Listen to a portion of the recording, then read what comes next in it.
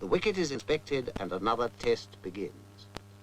Don Bradman wins the toss for Australia, and Australia are going to bat. They're going to get first use of this good wicket. And here's the England side coming into the field. Yardley leading them, and here's Tom Dollery, Jim Laker, Dennis Compton and Douglas Wright of Kent at the end. And then, out of the pavilion gate, come Australia's opening pair, Barnes and Morris, Morris in the cap. And Alec Bedser of Surrey begins the bowling from the nursery end. Fast medium right arm comes in, bowls to Barnes outside the off stump, and it bounces off Evans' pads. Bedser again. Bowls again to Barnes and again beats him outside the off stump. And the first over's a quiet one, a maiden. And Alec Coxon of Yorkshire bowls the second over from the pavilion end. Elbows well out, comes in, bowls to Morris. Morris forces him away on the onside, and the Australian innings is underway. The first run's up on the board. And so another historic test is underway. Watched by the press of half the world. Watched too by appraising eyes in the pavilion. Eyes that have seen many a cricketer come and go.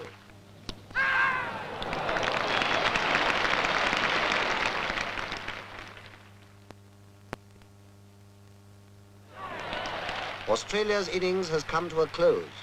The score stands high and is duly noted. There is time to breathe until England takes the field.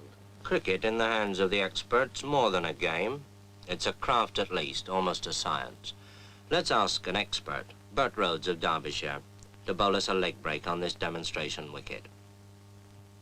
Now, there's the spinning finger, the third one, see, cuddled close against the seam. It comes up. Now, this is the perfect leg break. Watch where it pitches. Just outside the line of the leg stump, and it turns enough to beat the off stump. And now, the orthodox, the natural break, spun off that index finger, the off break. And this pitches, watch it, outside the line of the off stump, and it beats the leg stump. Now that's the right arm bowler's orthodox weapon. Let's see how the batsman copes with it. As the ball comes down to him, turning into him, well, all right, he just lets it hit the bat. And that's why short-leg fieldsmen were born.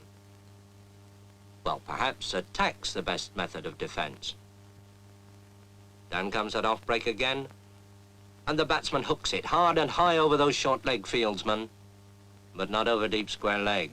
There is a way of doing it, of course, over the ball as it moves into you, and push it away along the ground as Edrich does this ball from Lindwall, playing it to Barnes. When England are 27 for 1, which is nothing for Englishmen to be very happy about, and Ray Lindwall is bowling at full speed to Hutton. That ball's well up to him, and he pushes it away past mid-off for a comfortable 2. Bradman moves round those hungry Australian slip fieldsmen, and Lindwall, in one of the finest spells of fast bowling seen in England since Larwood, bowls again, this time to Edrich, and Edrich pushes him away out into the covers, quite safely.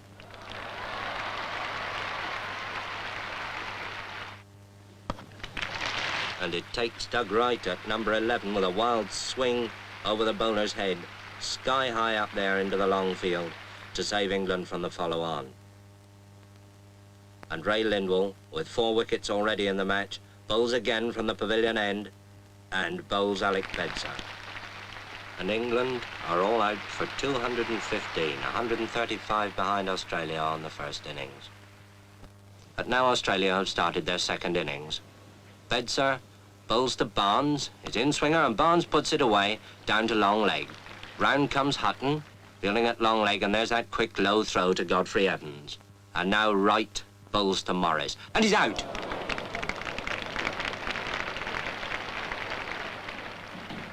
When a wicket falls or a hit is made, those behind the scenes spring into action. What they record will go speeding over land and ocean. When a batsman strikes, the whole world outside will want to know the score.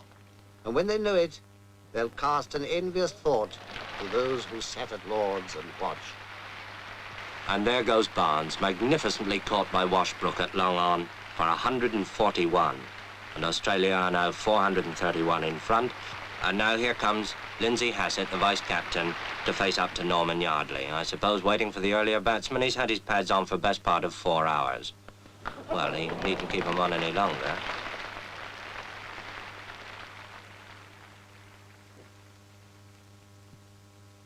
Meanwhile, the Don bats on. Don Bradman, on his last Test tour and playing his last Test innings at Lord's.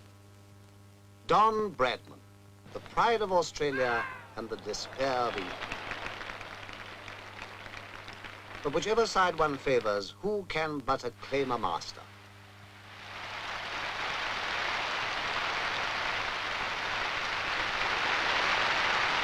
Bradman, whose name now joins the golden pageant.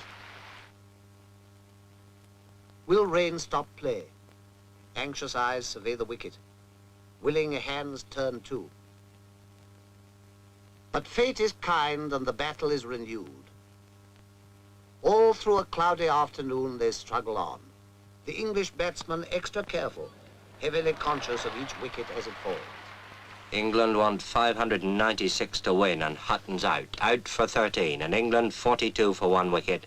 And now Toshack bowls to Edrich. Ian Johnson catches him at first slip. Edrich is out. England 52 for 2 wickets and in trouble. Everything depends on the man who now comes out of the pavilion. Dennis Compton. And with Hutton gone, England's last real hope. So they fight on, a battle of muscle, sinew, and eye. For this is cricket at its finest, calling forth a quality deep in men, the calmness of a Compton on a sticky wicket when the world is watching. England, 106 for 3, want an impossible 490 to win. Impossible? Well, Compton's still there. And here's Big Bill Johnson with that bucking, bridling run coming in to bowl to him. And Compton's out. England's last hope of the impossible. And now, Toshack bowls to Coxon. Toshack thinks he's out. Umpire thinks he's out. Coxon thinks it's a shame. Now it's all over, bar shouting. The day wears on. Another game is lost and won. Well, perhaps not quite. Defeat has come to England, and to Australia, victory. Australia takes the Ashes.